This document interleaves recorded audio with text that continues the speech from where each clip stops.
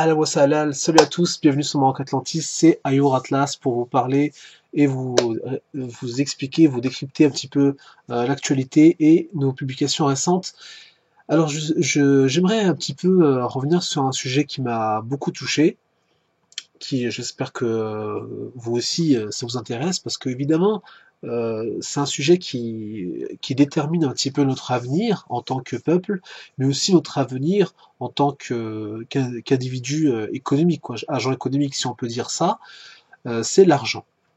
L'argent, donc les amis, vous savez très bien, dans la dernière vidéo où je vous en ai parlé, je vous ai expliqué que c'était effectivement la future monnaie, enfin disons plutôt la future véritable monnaie, enfin de valeur, hein, je parle pas de billets, mais de vrais, comment dire, de valeur immuable, hein, si vous voulez, au-delà des spéculations et des changements d'état et de monnaie en vigueur. Les métaux précieux restent une valeur refuge, comme on le dit si bien. Seulement, le cas de l'argent est bien à part. L'argent est un métal libique, un métal profondément religieux, c'est-à-dire un métal qui renvoie à quelque chose de sacré et de profondément pur. Comme j'en ai parlé, je crois dernièrement, vous savez que l'argent permet de purifier l'eau. Il était utilisé autrefois en Amérique, par exemple, dans le transfert des eaux dans les citernes, enfin dans les citernes en bois à l'époque, hein, donc ils mettaient ça dans des gros tonneaux. Ils mettaient à chaque fois une pièce d'argent au fond du tonneau pour purifier l'eau et permettre, si vous voulez, une qualité, vraiment une eau propre et pure. Et c'était utilisé comme ça. Bien sûr, c'était utilisé pour d'autres choses, dont la consommation. Et ça, c'est un sujet que je traiterai plus tard dans d'autres vidéos.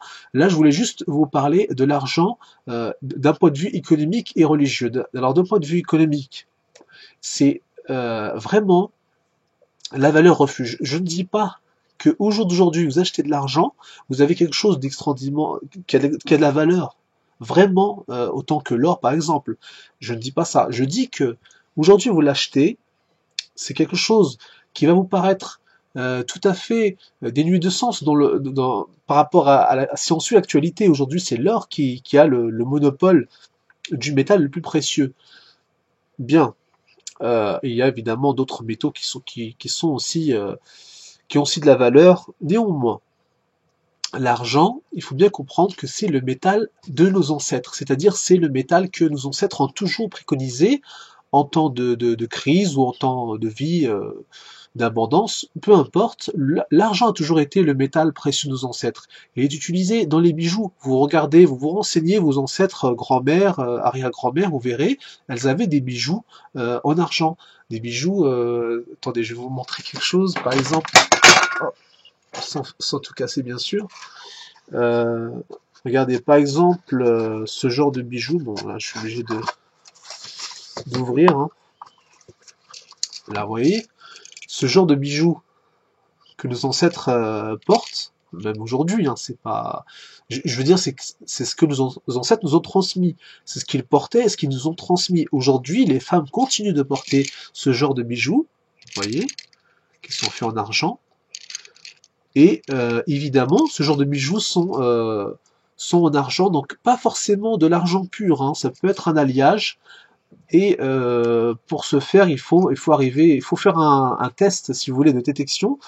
Sur moi, j'ai pas d'aimant assez puissant pour pouvoir le détecter, mais si vous avez chez vous un aimant, et ça je vous l'apprends, c'est une méthode de détection pour pouvoir savoir si l'argent est vraiment pur ou pas. Si vous voyez là par exemple, là j'ai un aimant, donc je sais pas si vous le voyez. Voilà. Si je le mets par exemple sur le bijou, vous voyez, il est sur le bijou. Et si je le fais un petit peu, ah voilà, il tombe. Si je bouge un petit peu le bijou, il tombe tout de suite. Donc il ne tient pas. Il ne tient pas. Et ça, vous voyez, il ne tient pas. Donc ça veut dire que ce bijou est bien 100% en argent. Alors, l'état de l'argent, comme on le dit, hein, si bien l'argenterie demande de l'entretien, donc il faut utiliser des produits spéciaux. Après, il y a des méthodes, hein, je sais pas, je vais pas vous énumérer tout ce que j'ai entendu comme méthode, mais tout simplement, je vais vous dire que si vous avez de l'argent chez vous, de vos ancêtres, de vos grands-mères ou arrière-grands-mères, prenez-en grand soin. Parce que ça, c'était autrefois nos ancêtres, hein, c'était leur compte épargne, c'était leur assurance vie, c'était tout ce que vous voulez, c'était vraiment leur coffre-fort, c'était leur richesse en tant que famille, parce que la femme était la gardienne, si vous voulez, de cette richesse familiale, de ce trésor familial, et c'était, comment dirais-je, vraiment un gage de sécurité. C'est-à-dire quand l'homme voulait épouser une femme, il devait lui offrir des bijoux en argent. Et c'était un gage de sécurité, c'était vraiment... Et d'ailleurs, si vous réfléchissez bien, c'est aussi pour ça que l'argent s'appelle l'argent. Aujourd'hui, l'argent qu'on utilise pour acheter, vendre, enfin, qu'on utilise pour acheter, pardon, et qu'on gagne en vendant, c'est bien sûr, ça vient de là. Parce qu'à l'origine, on ne donnait pas des bouts de papier ou de la monnaie de singe comme aujourd'hui. Autrefois, on utilisait véritablement de l'argent, c'est-à-dire des pièces en argent. Et là, j'en viens au sujet que je voulais traiter avec vous dans cette vidéo. Et la raison de cette vidéo, c'est mon récent achat d'argent. Donc tout simplement, j'ai acheté des 50 francs Hercule. Donc là, c'est vous avez donc donc la boîte, hein, la société, donc chez le magasin chez qui je l'ai acheté, à Versailles. Donc après, vous pouvez vous-même aller vous renseigner. Il y a des boutiques un peu partout, que ce soit en France, ou au Maroc, ou en Algérie, ou en Tunisie, où vous êtes. De toute façon, au Canada, nos amis qui sont du Canada ou du Québec sont très très bien placés pour être, comment dire, ils savent très bien qu'ils ont voilà, l'un des meilleurs argents, je crois, parce qu'ils sont vraiment à 999 au milligrammes, je sais plus combien ils font, mais en tout cas, voilà, si vous voulez, il y a des niveaux de pureté. C'est-à-dire, faut vraiment, bon, là, excusez-moi, parce que là, j'essaie de pas trop le déchirer non plus, parce que le but, c'est de pouvoir le refermer. Bon, c'est pas grave. Écoutez. Là. On va faire simple, on va couper là, voilà. Donc, si vous voulez, l'argent, c'est pas juste un métaux qui est là pour faire joli, ce n'est pas juste un métaux qui est là pour vous donner un semblant de richesse, non, c'est véritablement la richesse ultime. C'est-à-dire que aujourd'hui, bien sûr, l'or a le tenant et l'aboutissant de la situation économique mondiale. On est d'accord. Cela dit, il faut bien comprendre qu'aujourd'hui, l'économie du monde et tous les pays fonctionnent avec le dollar. C'est le dollar qui est la condition sine qua non de la création d'un État.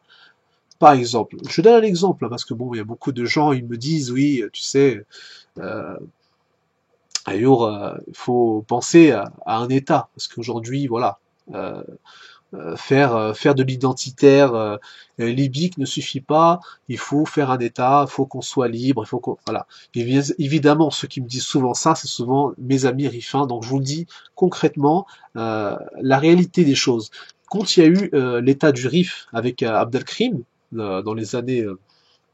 début des années 1900, tout ça, enfin je me rappelle plus exactement de la date de la création de l'État du Rif, mais en tout cas, vous savez très bien que quand ça a été créé, il y a eu des billets.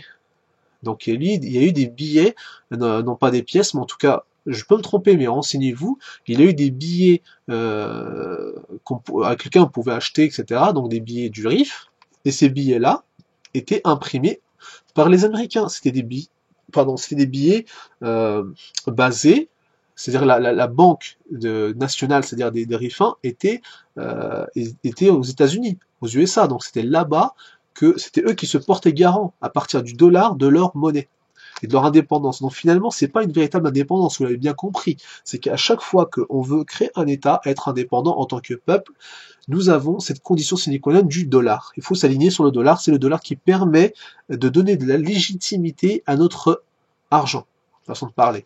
Mais revenons à la réalité, l'argent métal, c'est ça qui est la véritable force. Et sachez qu'au Maroc, on est peut-être même le leader mondial à ce niveau. En tout cas, on l'a peut-être été à un moment donné. Et donc, voilà. Donc là, je découvre en même temps que vous. Donc, je les avais pas ouverts pour vous les montrer. Donc, c'est les 50 francs Hercule. Je sais pas si vous voulez. Non, peut-être vous. Je vous le tiens. Oui, c'est pas être très évident avec l'éclairage de l'écran, mais bon, écoutez, hein, j'essaierai de vous envoyer peut-être une photo sur Instagram ou sur les réseaux sociaux, vous verrez ça. Je vous enverrai ça. Écoutez, c'est assez surprenant. On a vraiment la sensation de véritable richesse. Si vous voulez, là, vous avez vraiment, là, c'est de l'argent, euh, du véritable argent. Alors maintenant, moi, ce que je sais, c'est que on peut faire l'essai encore de mettre l'aimant dessus et voir s'il va retomber. Mais vous savez très bien, à tous les coups, il va retomber. Voilà, il va retomber. Il s'attache pas. Et c'est ça, voilà, c'est à là ça qu'on voit la qualité de cet argent, mais surtout si il est véritablement pur. Parce que l'idée, c'est ça, c'est de ne pas se faire escroquer. Il y a évidemment des pièces, soi-disant dollars en argent américain, qui sont faites en Chine, etc. Et ça, je vous dis, méfiez-vous. Donc, il y a évidemment des arnaques. C'est pour ça que je vous conseille de passer vraiment par des professionnels qui revendent ça pour pouvoir véritablement vous mettre en sécurité financièrement, sachant que l'euro n'est pas destiné à exister éternellement. Il y aura forcément une chute, une disparition de l'euro qui sera avalée par le dollar. De toute façon, c'était vu de, c'était voilà, c'était obligé qu'à un moment donné cela arrive. Donc voilà, écoutez les amis, moi j'ai juste acheté voilà un 5, donc ça se vend par 5 un minimum, hein. J'en ai acheté 5. Donc là j'en ai eu pour allez 75 euros, quelque chose comme ça. On va dire c'est à peu près 15 euros la pièce, on va dire. C'est ce que ça vaut sur le marché. Voilà, après ça peut varier de jour en jour, on peut pas. Vous savez, là faut se renseigner vraiment, vous allez voir des chiffres, mais méfiez-vous un petit peu d'internet, moi je vous conseille pas trop. Cela dit, ça dépend, il y a peut-être des sites sûrs, mais il n'y a pas mieux que de le voir soi-même, en tout cas pour les premiers achats. Après, vous pouvez, évidemment, une fois que vous êtes repéré, que vous connaissez véritablement le marché et les produits en question, vous pouvez commander sur internet, ça après c'est autre chose. Ce que je veux dire, c'est que l'objectif de ça, c'est en tant que peuple, c'est d'avoir notre souveraineté. Et la souveraineté d'un peuple, c'est son économie.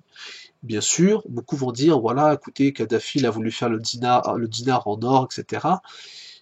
Oui, mais faut pas oublier que les Arabes sont d'une tradition autre que la nôtre, c'est-à-dire que eux, comme les Juifs, sont très tournés vers l'or, vers la comment dire, vers la spéculation, vers le profit d'intérêt, alors que nous sommes dans la véritable richesse pure, c'est-à-dire le travail, l'agriculture, la pierre, donc l'immobilier, tout ça, et l'argent. Nos ancêtres, c'est ce qu'ils nous ont enseigné, et c'est ce qui fera notre gloire future. Il faut pas oublier que au jour d'aujourd'hui, dans tous les pays, hein, ils ont des trésors d'État, ils ont de l'or. L'or est rapatrié par les Américains et bien sûr échangé en dollars, donc en valeur de monnaie, dans ce qu'ils peuvent imprimer comme monnaie chez eux, comme billet, pardon. Oui, enfin billet, monnaie, voilà.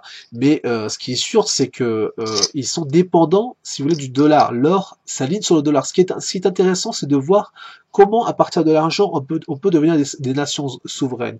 Il faut comprendre une chose, c'est que dans 20 ans, il y aura effectivement une pénurie d'argent. Cette pénurie peut être retardée par des découvertes récentes. Il y a eu des technologies qui ont été de forage qui ont été découvertes récemment, donc qui vont peut-être permettre, si vous voulez, d'avoir encore plus d'argent qu'actuellement. Mais même si ces techniques permettent de découvrir de l'argent caché sur Terre et bien sûr, si vous voulez, insuffler de l'argent dans le marché, ça ne suffira pas parce que entre-temps, les demandes et les consommations en argent vont décupler. Elles ne font qu'augmenter, elles ne baissent pas. Les gens consomment de plus en plus d'argent. Et quand je dis consommer, c'est bien sûr les industriels, hein, certainement. Je parle surtout d'eux. Je parle de, par exemple, les technologies aérospatiales, les technologies toutes simples, hein, de télécommunication. Quand vous avez votre portable, vous savez que il est aussi composé d'argent. L'argent est le plus grand, le plus fort en tout cas, le plus efficace de tous les conducteurs du monde. C'est celui qui conduit le mieux l'électricité. Donc, il faut bien comprendre que c'est un métal non pas seulement d'avenir, mais un métal de comment dire, de suprématie. À un moment donné, c'est lui qui va prendre le dessus sur l'or. Ce sera peut-être pas demain, peut-être pas après-demain, peut-être dans 15 ans, peut-être dans 20 ans, mais l'essentiel, c'est que quand ça arrivera, ça fera mal. Et ce jour-là, il est impératif pour vous, moi je vous le dis comme ça, de commencer à avoir, vous serez content aujourd'hui, peut-être ça vaut pas grand-chose, mais vous serez content dans 20 ans de voir que ça a été multiplié par 100. Par exemple, si aujourd'hui vous achetez, je sais pas, 1 kilo d'argent à 500 euros, bon, ça dépend, les prix peuvent varier, mais bon, grosso modo, euh, imaginez-vous que dans 20 ans ou 15 ans, tout d'un coup, ce que vous avez acheté à 500 euros valent 50 000 euros. Oui, une hausse extraordinaire comme ça qui passe de tout à, enfin de rien à tout. Voilà, on passe du coq à l'âne. Mais ce que je veux dire, c'est épatant comme projet d'avenir. C'est épatant dans le sens que, déjà, premièrement, c'est un métal religieux, c'est un métal qui est lié à vos ancêtres, c'est un métal qui fait partie de votre identité en tant que maghrébin, en tant qu'Atlante. Mais en plus de ça, c'est un formidable projet d'avenir pour tout simplement vous mettre en sécurité et faire en sorte que votre patrimoine économique soit préservé. Parce que aujourd'hui, rien ne vous dit que déjà le dirham va être supprimé euh, par le marzen, donc qui est complètement obnubilé par la monnaie de singe des singes, hein, tout ça, pour faire plus, on peut pas faire plus simple.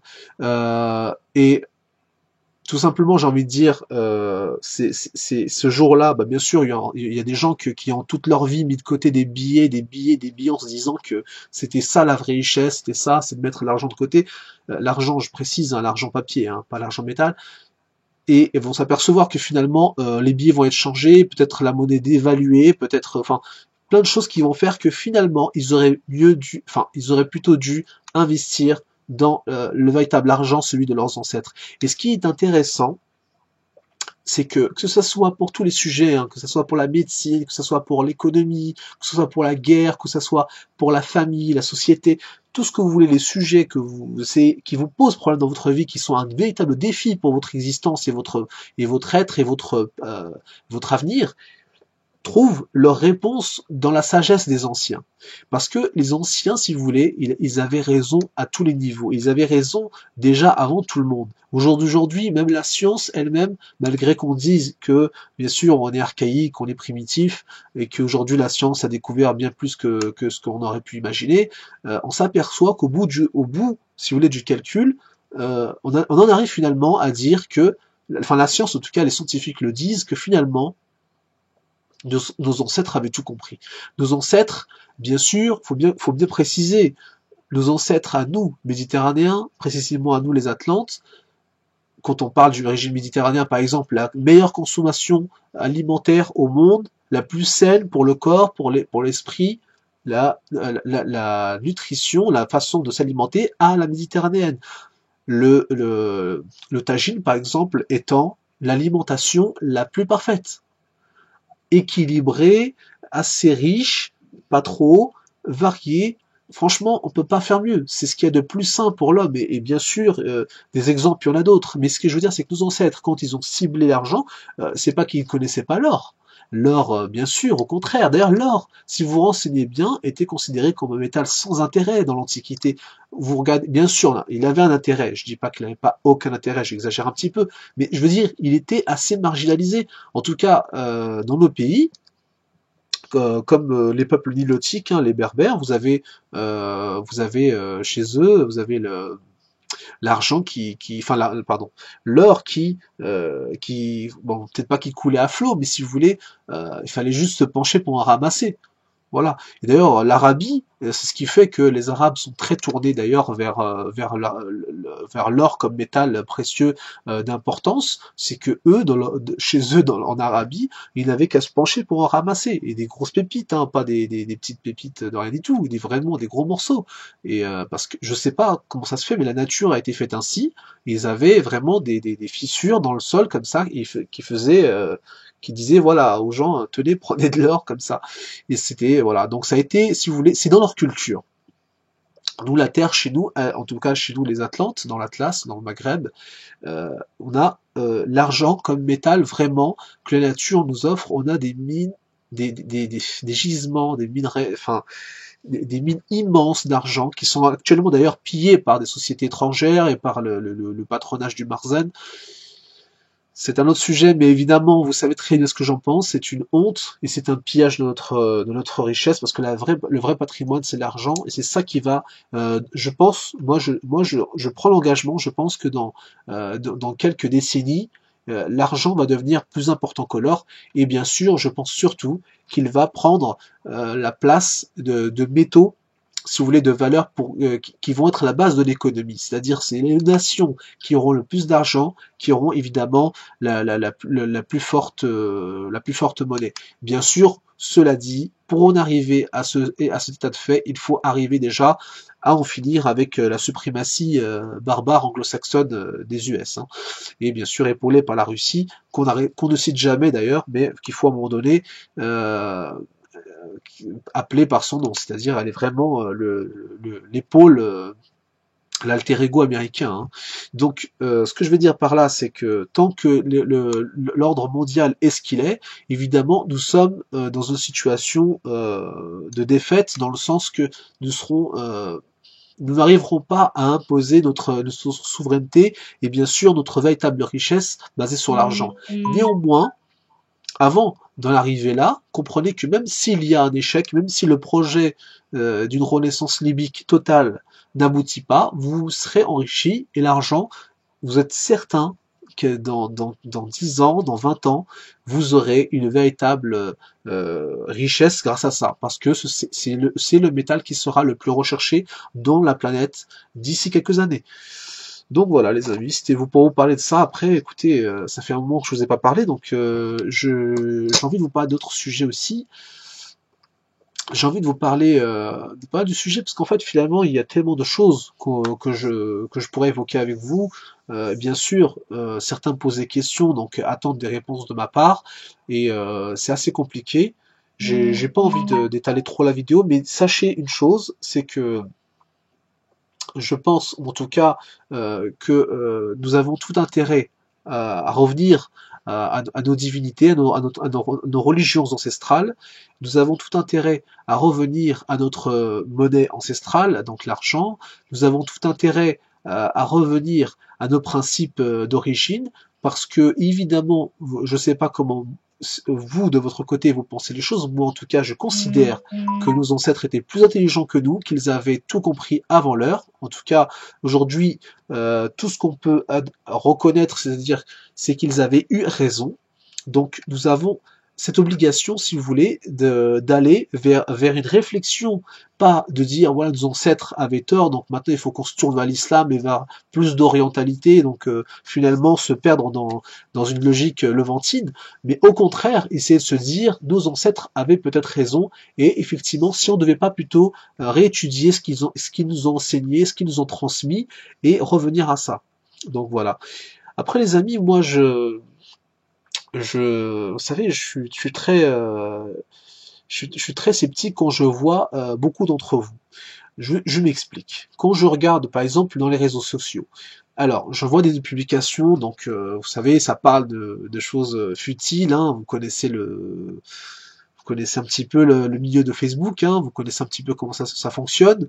Vous voyez les gens, alors vraiment pour un petit rien, hein, vraiment pour des publications humoristiques ou que sais-je, ou de football, vont mettre, je sais pas moi, des milliers, 10 000 likes, voilà. Et bien sûr, quand c'est vraiment quelque chose qui touche à notre histoire et à notre identité en tant que peuple, il y a, bon, je dis pas zéro, mais vous voyez, 10, 20 likes, et encore, hein, je suis gentil. Comment cela se fait-il? Comment cela se fait-il que nos peuples en sont arrivés là, à être autant incapables de se défendre, d'avoir véritablement une logique identitaire, une fierté? Parce qu'en fait, c'est ça le problème, c'est que moi, j'essaie de vous transmettre ma fierté, j'essaie de vous enseigner la fierté, mais quand je vois les réseaux sociaux, quand je vois ce qui se passe sur Internet, je vois quoi? Je vois de l'orgueil. C'est-à-dire, ce n'est pas de la fierté, c'est de l'orgueil que je vois. Je vois des gens orgueilleux qui sont là, qui ne font rien de leur journée, qui ne font que dormir, qui ne font que jouer, s'amuser. Bien sûr, ils pointent leurs heures, ils travaillent, mais voilà, ils font rien de leur journée, ils sont contre-productifs. en tout cas pour leur peuple hein, et pour eux-mêmes. Et, et à la fin, quand vous leur dites eh mais vous les Maghrébins, vous les Marocains ou Algériens ou je sais pas quoi, Tunisiens, vous êtes des bons à rien, vous êtes des bourricots, vous faites rien de votre vie, vous êtes vraiment quelque part des zéros quoi. Franchement, vous êtes rien quoi. Vous êtes des rigolos. Et quand vous dites ça à quelqu'un qui est bah, de chez nous, ou maghrébin en général, hein, vous dites ça tout de suite, il prend ses airs, il s'énerve, quoi, comment ça, pourquoi tu as dit ça, etc. C'est tout de suite c'est l'agressivité, mais vous voyez pourquoi les gens de chez nous réagissent comme ça, avec la violence, etc. Quand on leur dit une critique comme ça, qui est insultante, on est d'accord, mais c'est vrai, c'est-à-dire ce n'est pas pour que ça soit vraiment une insulte, il faudrait que ça soit faux, exagéré. Là, c'est un fait réel. On est vraiment des bons riens, on ne fait rien pour faire avancer notre peuple. On fait avancer peut-être la France, peut-être l'Orient, en les gavant de Hajj à 10 000 euros le pèlerinage. Mais nous, pour nos propres peuples, pour notre patrimoine architecturel, pour notre patrimoine culturel, etc., on ne fait rien. Pour envoyer des dons à Baraka City, ça y va. Il n'y a pas de problème. Pour soutenir Daesh, c'est jamais la Daesh. Par contre, pour soutenir des projets libyques comme moi je fais, ou d'autres, parce que je suis pas le seul, mais bien sûr, disons la vérité, concrètement, je suis un petit peu le seul avec ceux qui me soutiennent, mon équipe, on est un petit peu les seuls à faire vraiment la défense de notre patrimoine, mais vraiment de façon authentique à 100%. Il y a rien. Moi, je dis ça comme ça. Vous voyez, c'est pas, j'en veux à personne. Je dis juste que les réalités, c'est qu'à un moment donné, l'orgueil, c'est quoi? C'est on nous dit, c'est-à-dire que on est des zéros, on ne fait rien. On nous dit, voilà, vous êtes des zéros, et tout d'un coup, on s'énerve, on dit non, non, je vais te frapper, je vais faire ci, je vais faire ça. Tout de suite, c'est voilà la réaction épidermique. Et finalement, c'est un petit peu comme un enfant quand on lui dit ah t'es nul, et finalement il dit non, non, c'est pas vrai, c'est toi le nul. Et finalement, c'est un comportement enfantin, puéril, et un comportement qui relève d'une pathologie, qui démontre bien que le maghrébin, il n'a pas, il n'est pas en phase avec lui-même, il n'est pas dans une réalité, il est dans une espèce de surestime de soi, c'est-à-dire qu'il se considère comme ce qu'il pour plus que ce qu'il ne mérite concrètement, mais peut-être pas comme un négroïde, peut-être pas comme un Nigérien, mais il est quand même dans une forme d'orgueil. Et d'ailleurs, beaucoup d'entre nous fréquentent les Nigériens et finalement s'alignent sur leur façon de penser en disant oui, les Blancs nous méprisent, les gens nous méprisent, mais on est trop des gens importants, on les emmerde, etc. Pardon, mais voilà.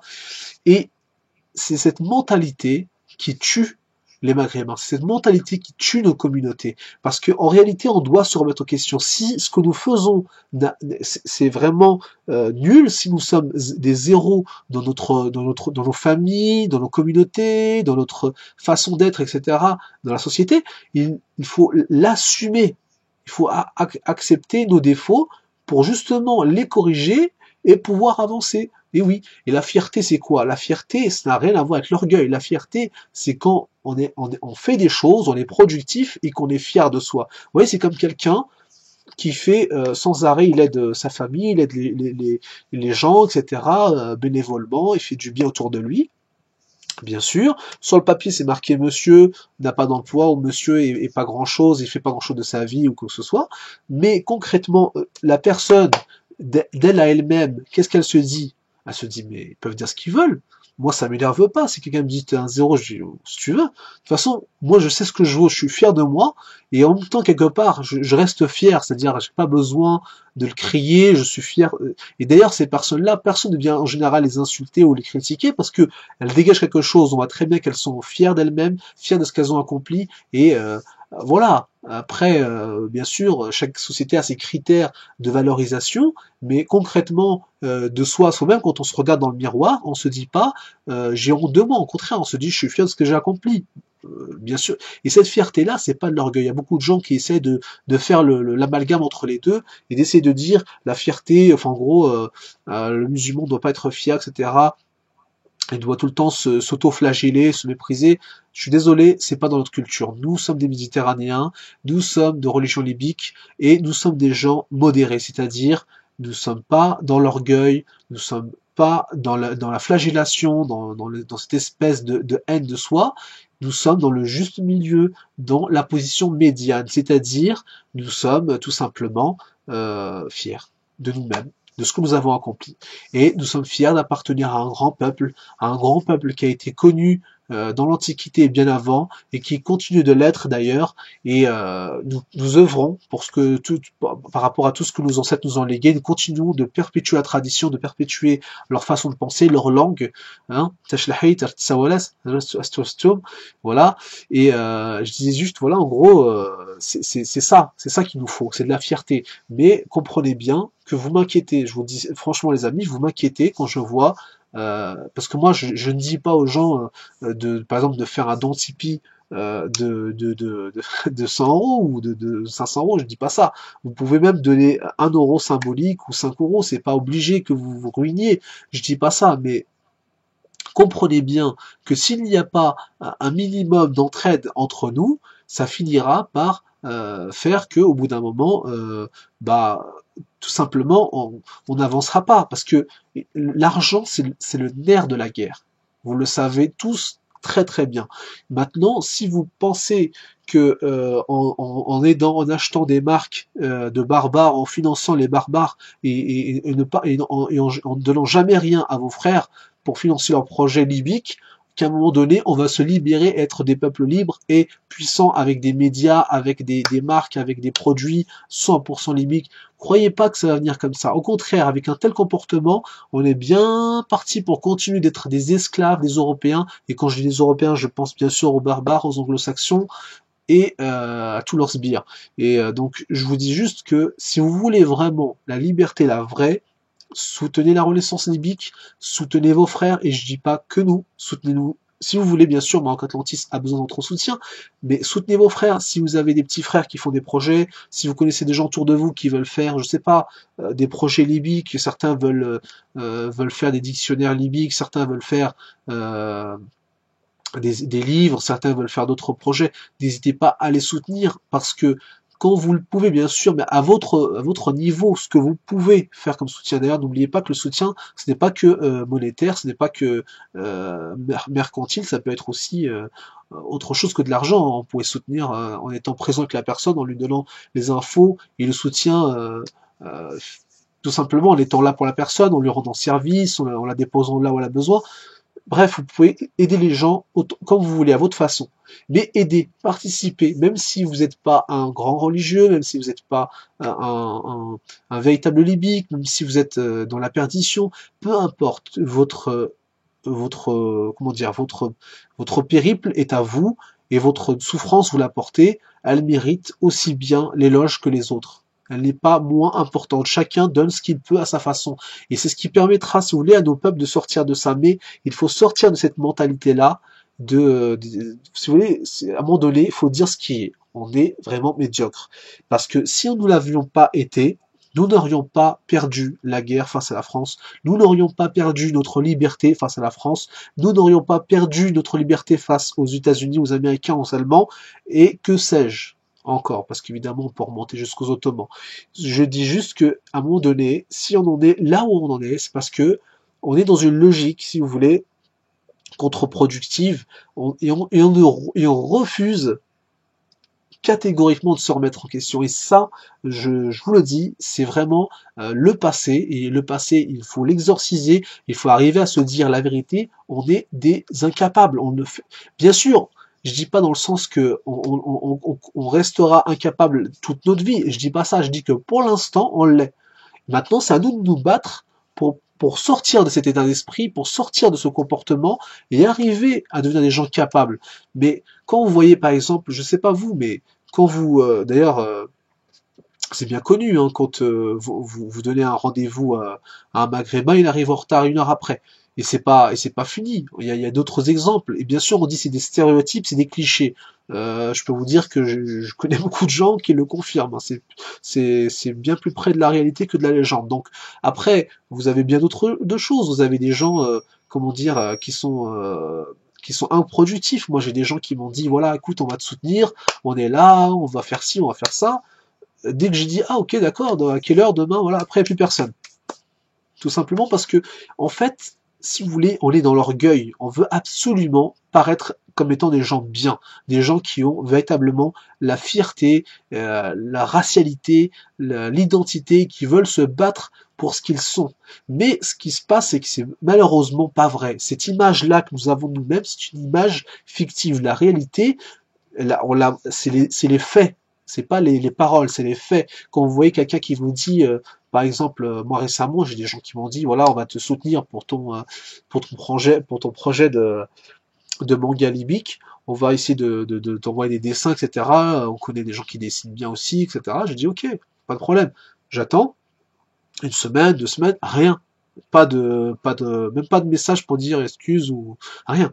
Disparition totale. Et c'est pas fini. Il y a des gens qui m'ont envoyé des messages en disant qu'on va soutenir évidemment ton travail parce qu'il mérite d'être médiatisé et connu. C'est pas normal que ton travail soit pas plus vu sur YouTube ou les réseaux sociaux que ça, que quelques centaines de vues. C'est pas suffisant.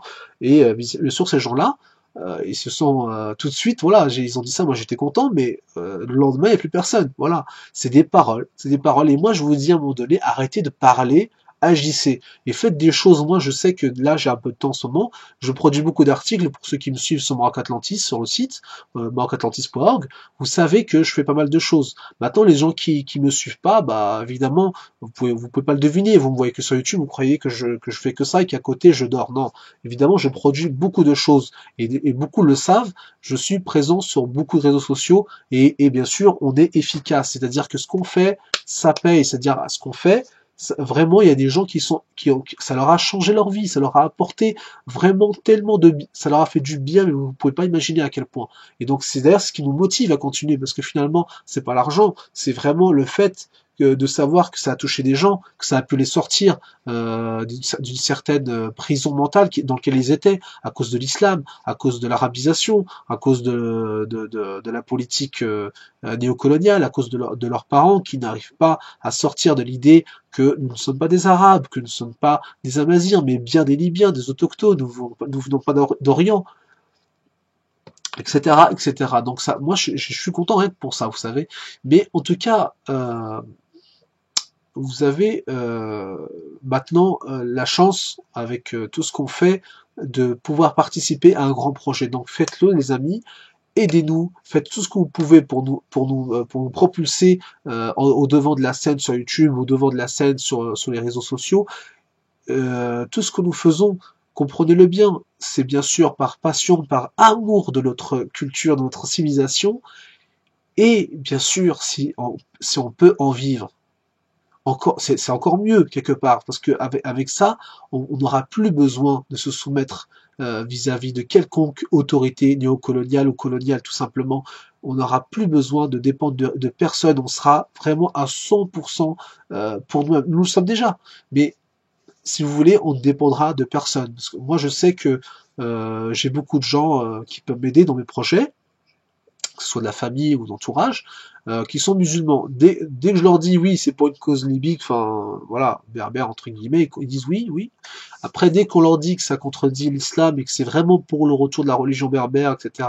Alors là, c'est tout de suite, c'est levé de bouclier, c'est non, non, non, rétro satanas, voilà, c'est non. Et si vous voulez, ça ferait notre ascension parce que il y a beaucoup de gens chez nous qui n'arrivent pas à comprendre que ce que nous faisons, c'est pour notre peuple. Si nous avons une religion nationale, c'est un peu comme les Japonais, ils ont leur propre religion nationale, c'est ce qui fait leur force d'ailleurs, c'est pour notre peuple, c'est pour avoir une véritable puissance d'indépendance totale, autant temporelle que spirituelle. Maintenant, il y a beaucoup de gens qui passent à côté de ça, mais c'est dommage. Mais en tout cas, je dis juste que il faut nous soutenir et il faut impérativement que vous soyez actifs. Ne disez pas ce que vous ne pouvez pas faire. Ne dites pas je vais monter sur la lune, je vais faire des plans sur la comète. Restez à votre place, soyez humble, faites ce que vous pouvez. Ne dites pas Inch'Allah, c'est pas la peine. Hein. Dites juste je vais pas le faire. Tout simplement. Dites voilà, soit je le fais, je sais que je peux le faire, donc écoute frère, je vais t'aider, je vais faire ça. Soit je peux rien faire, donc vous dites voilà, écoute, désolé, je t'aime bien tout ça, mais je peux pas faire grand chose pour toi, écoute, bon courage. Là au moins, On sait sur qui compter et sur qui ne pas compter. C'est-à-dire, on sait à quel moment on va commencer à être seul ou à être aidé. Donc, on sait comment réagir, comment s'adapter à ça. Mais quand quelqu'un vous dit qu'il va faire quelque chose pour vous et que vous comptez sur lui et que finalement il le fait pas, je sais pas, mettez-vous un petit peu à ma place. Donc, moi, les amis, tout ce que je vous demande, c'est d'être authentique. Mais par contre, d'être productif. Écoutez, euh, il y a des peuples, que ce soit, enfin, moi je prends souvent les exemples des Asiatiques, hein, que ce soit la Corée ou le Japon, je prends souvent ces exemples-là parce que c'est des exemples vraiment magistraux, c'est-à-dire c'est des peuples qui sont passés de rien, c'est-à-dire qu'ils avaient un pays vraiment comme les nôtres, hein, il y a 40 ans, et qui sont été propulsés au devant de la scène, qui sont devenus des grandes nations, qui sont devenus parmi les leaders mondiaux, quoi. Donc dans les 10 premiers. Donc c'est pour vous dire comment ça se fait que ces pays-là en sont arrivés là. Ils sont acharnés, productifs. Je dis pas que vous aussi, vous devriez être comme eux, travailler comme des esclaves, être ultra productifs. Mais si chacun d'entre vous était productif d'une façon modérée à la méditerranéenne, ce serait suffisant pour pouvoir rendre nos nations indépendantes. Et quand je dis indépendantes, c'est déjà de ne pas dépendre des richesses fossiles comme le pétrole et le gaz, mais considérer que nous pouvons créer de la richesse avec la connaissance, avec nos propres capacités, et notre travail de la terre et notre travail tout simplement en général. Nous pouvons vraiment produire de la richesse et de la connaissance, et tout ce qui est richesse fossile ne sera bien sûr qu'un surplus, c'est-à-dire quelque chose que l'on garde en réserve pour nos enfants, et non pas vivre sur nos réserves et dire à nos enfants, bah vous savez, dans 100 ans il n'y aura plus de pétrole, vous devrez travailler comme des esclaves. Non, c'est pas ça qu'il faut comme avenir à nos enfants. C'est pas de devenir des esclaves de Renault, de Peugeot, je sais pas quelle entreprise européenne qui va s'implanter chez nous.